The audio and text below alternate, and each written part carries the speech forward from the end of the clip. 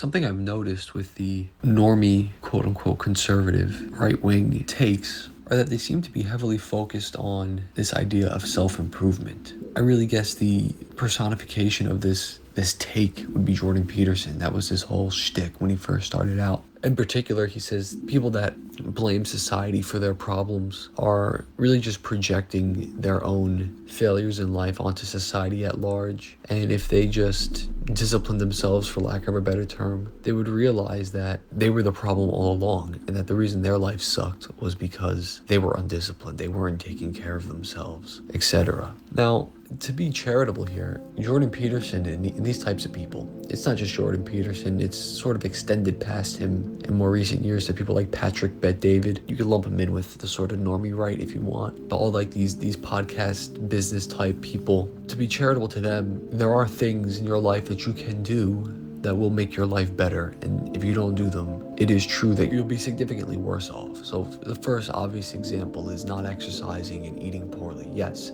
if you exercise on a regular and consistent basis and you clean up your diet, you're going to look better, you're going to feel better, you will be better overall. If you read and educate yourself on things, you're going to be smarter and feel more accomplished because you will be more accomplished. What are some other things they tell people to do? Start a business. Now, that's not for everybody. This is also another myth that people can just start a business, as if you can just do that with nothing. Sure, you could sell like used perfume or cologne bottles through Shopify, like what I like to call Indian masculinity, but that's not fulfilling. That's not a life whatsoever. But anyway, I don't want to go off on too much of a tangent. You kind of get the point. Yes, there are things you can do that will improve your life, and you should do those things, but you can self-improve as much as you want. That doesn't change the fact that the society we live in is in a state of decay, objectively speaking. People like to meme on this male loneliness epidemic thing. They deny its existence, but it is real. It's obviously real. I mean, statistically, you could look into it. It's not really up for debate. Same thing with replacement migration. That's another thing that was like a conspiracy theory. Well, conspiracy theory, but I hate to use the word conspiracy theory because conspiracy theory implies that by default, if something is a conspiracy theory, it's false or absurd, but people do conspire. So that's a real thing. But anyway, you can do all the self-improvement you want. It's not going to change the fact that the economy's inflating. It's not going to change the fact that people who are native to this country, white people, are being replaced. It's not going to change the fact that it's virtually impossible to find a job for many people who just get out of college and young people in general. It's not going to change any of those things. Those things are often out of your control. You could do collective action, certainly. I've advocated in the past groups of men in particular, making friend groups and trying to find opportunities for one another and making opportunities for each other. The problem is that there's not really much of a will to do that kind of thing. So, all that being said, this sort of pick yourself up by your bootstraps only really works if you have bootstraps to pick yourself up to begin with. And a lot of us don't have bootstraps. Obviously, what I'm saying is you can only make something out of yourself if you have the proper environment to make something out of yourself. This is also the problem of liberalism, because liberalism just assumes that we're these atomized individuals that can just sort of mold ourselves into anything that we want to be at any given moment without restriction, which is completely false. Obviously, we're defined and contained within the society we live in. We discover ourselves through that society and our participation in it. And if that society lacks opportunities for us to participate in, then we also aren't able to discover ourselves because there are no outlets for discovery, so to speak. So I don't think that this whole pick yourself up by your bootstraps narrative could really fix any societal problem we have at the moment. Even political action, yes, but there's also birth rates and all those kinds of things.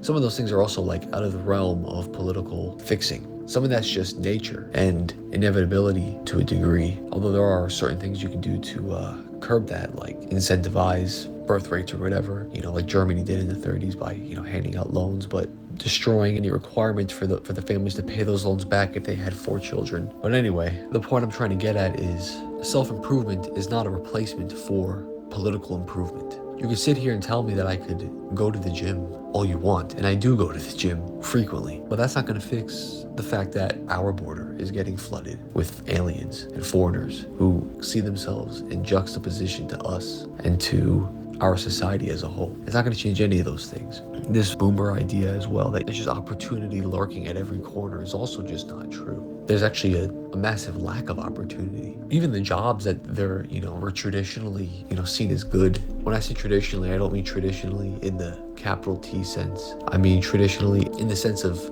like the last 25 to 30 years seen as, oh, that's a great job, like a corporate job. Well, none of these jobs, at least in my opinion, are fulfilling. And I think a lot of people agree. There's nothing really fulfilling about being a, analyst for some corporation or being a CEO even. It's not spiritually fulfilling. It might be financially fulfilling, sure, but who wants to live their life being the guy who did really good working for some corporation that doesn't give a shit about him? So I don't think any of these solutions that they're offering are valid whatsoever. I would also add that when it comes to other societal problems like birth rates and all these things, a lot of that has to do with, how expensive the economy is and all these things. Well, reading a bunch of books. Well, what do these people do? They read 5 books a week, which is a lie. They don't do that. Also, rich people don't do that either. They're not reading books really at all. They're meeting with a bunch of people. They're focused on keeping their money, sustaining it in any way possible. So that's a lie. That's another lie they sell you, is that you got to read 500 books, and that like reading in and of itself is a good thing. It's only a good thing if you're reading for a reason. I never believed in reading for the sake of reading. When I was like 16 and into Jordan Peterson, maybe I did for a while, but then as you get older, I'm 22 now for context. As you get older, you start to realize, well, I'm reading because I want to obtain the information in this book. I don't care about anything else. If the information in this book wasn't good, I wouldn't read the book. I'm not going to read the book because of the act of my eyes looking at words on the page. That's silly. It's better to go for a walk. But all this to say, I'm going to round it off here because it is a little bit all over the place. And I don't want to repeat myself over and over again because that would be boring. You cannot pick yourself up by your bootstraps.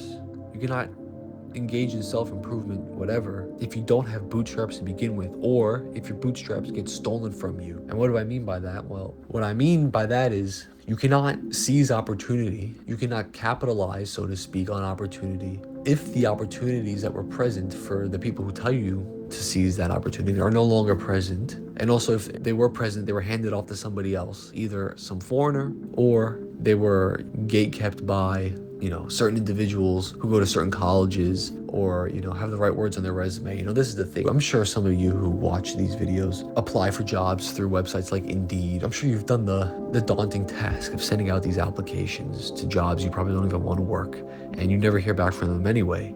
And that's because a lot of these things are just sort of curated by an AI algorithm which searches for certain words in those resumes. And if you don't happen to put the word in that resume, it's automatically rejected. And to what that word is, I'm sure they vary quite a bit. So you can improve yourself, sure, and you should improve yourself, by the way. I don't want to dissuade anybody from going to the gym or getting interested in philosophy or whatever. You should do those things. They're good for you. But don't look at that as a replacement for political action. It's not at all. It's a supplement to political action, sure, because obviously if you're engaging in political activism, you're going to be pretty useless if you're, 1, uneducated, and 2, a weakling and look horrible. You want to look your best, because if you want to be a representative of something good, you should look good, because people, unfortunately, this is how it is, are very superficial, either consciously or subconsciously. So if you look bad, they're going to internalize that and not take what you say seriously. If you look good, it's the opposite. They're going to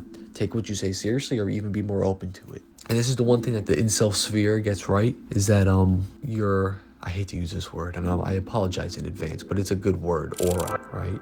I know it's like a brain rot word now, but in and of itself, it's a great word. But, if you have like a bad vibe to you or a bad aura to you and you look horrible, people are not going to take you seriously. Right? If you're trying to promote an ideology, or maybe not even a fleshed out ideology, but just like an idea, it won't go far, but it'll definitely go further if you are the best person you can be. So that's true. Don't completely disregard self-improvement, but don't make a god out of it. Don't make an idol out of it. And don't think you're going to dig yourself out of the problem that we find ourselves in by simply going to the gym and reading a book, because you're not. The only way you're going to find yourself getting out of this problem is if you and a bunch of other people work together to dig yourself out of that problem, whether it be through political action. Well, that's really the only way, frankly. And that's a whole nother topic we could go into of how that's done. And that's going to be different depending on which part of the world you come from. And personally, I only care about America and Europe. So we'll leave it at that.